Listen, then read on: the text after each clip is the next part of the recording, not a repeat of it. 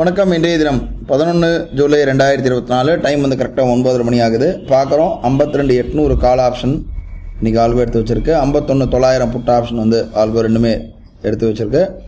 பார்க்குறோம் 52,800 call option வந்து 140 ரூபாய்க்கு ஷார்ட் இருக்குது.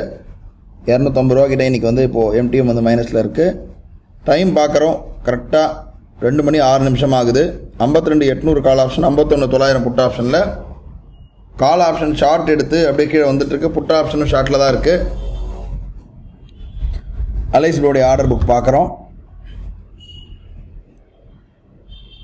51,900 புட் ஆப்ஷன் வந்து கட் பண்ணியிருக்கு. எம்டிஎம் பார்க்குறோம் ஒரு 900 ரூபா கிட்ட இருக்குது. 900 கிட்ட ப்ராஃபிட்டில் தான் இருக்குது. புட் ஆப்ஷன் வந்து டார்கெட் அச்சீவ் பண்ணியிருக்கு.